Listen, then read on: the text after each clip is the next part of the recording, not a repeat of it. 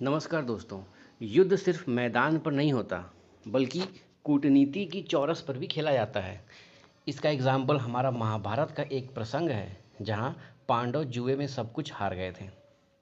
Ukraine और रूस के बीच चल रहा संघर्ष आज पूरी दुनिया में जियोपॉलिटिक्स का सबसे बड़ा केंद्र बन चुका है। लेकिन क्या आपको पता है कि इस युद्ध में एक ऐसी कहानी छिपी है जिसमें अमेरिका की ताकत भी कमज़ोर होती दिख रही है और भारत का एक मजबूत खिलाड़ी के रूप में उभरना भी। तो आइए जानते हैं पूरी कहानी क्या है। यह सब शुरू हुआ जब यूक्रेन के राष्ट्रपति व्लादिमीर जेलेंस्की ने अपने एक इंटरव्यू में दुनिया के सामने एक बड़ी मांग रखी। उन्होंने कहा कि जो भी देश रूस से तेल खरीद रहे हैं उन पर सख्त कार्रवाई की जानी चाहिए, यानी कि प्रतिबंध लगाया जाना चाहिए। ये सीधा सीधा भारत और चाइना की बात कर रहे हैं। जेलेंस्की का मानना है कि इससे रूस की अर्थव्यवस्था कमज़ोर होगी और युद्ध रुक जाएगा।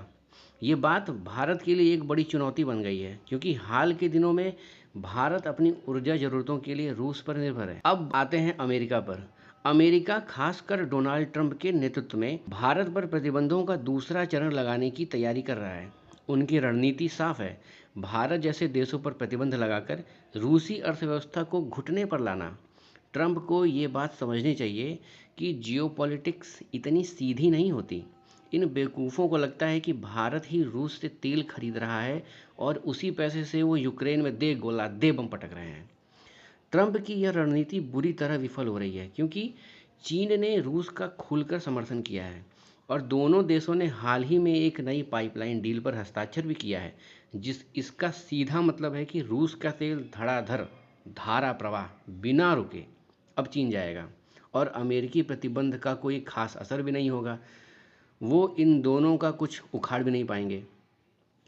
यह सारी कहानी सिर्फ कूटनीति ही नहीं, बल्कि ट्रंप की घरेलू राजनीति का भी हिस्सा है। वह अमेरिकी जनता को यह दिखाना चाहते हैं कि उन्होंने भारत को दंडित किया, क्योंकि उनको लगता है कि भारत के कारण ही रूस यूक्रेन पे हमला कर रहा है।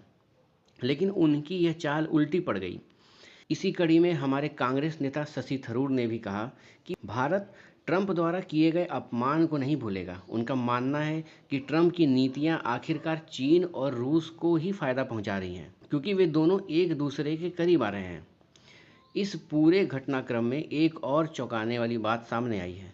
हंगरी के राष्ट्रपति विक्टर ऑर्बन ने एक ऐसी चौंकाने वाली भविष्यवाणी की है जिससे दुनिया हैरान है। उनके अनुसार यूक्रेन को 3 हिस्सों में बांटा जा सकता है। एक हिस्सा जो रूस के पास है वो रूस के नियंत्रण में होगा, एक बीच का हिस्सा जो डीमिलिटराइज्ड जोन होगा और एक हिस्सा जो प्रो यूरोपीय यूक्रेन होगा।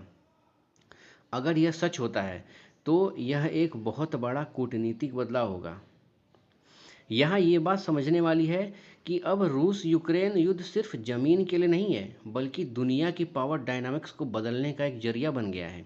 जहाँ एक तरफ अमेरिका अपनी पावर दिखाने में लगा हुआ है, तो वहीं दूसरी तरफ रूस भी अपनी पावर दिखाने में लगा है। कौन सबसे बड़ा है, ये दोनों में जंग छिड़ा हुआ है। अभी का माहौल देख के लग रहा है कि अमेरिका की एक तरफा नीति अब काम नहीं कर रही है, चाहे वो भारत को दबाने की हो चाहे चाइना को दबाने की हो।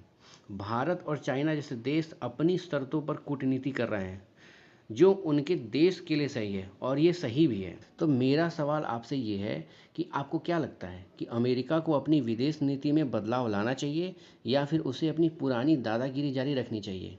आपकी राय क्या है, हमें कमेंट बॉक्स में ज़रूर बताएं। तो ये था वीडियो का अंत। मिलते हैं अगले वीडियो में, तब तक के लिए जय हिंद। और हाँ, चैनल को सब्सक्राइब करना, वीडियो को लाइक करना और वीडियो को शेयर करना ना भूलें। Thank you.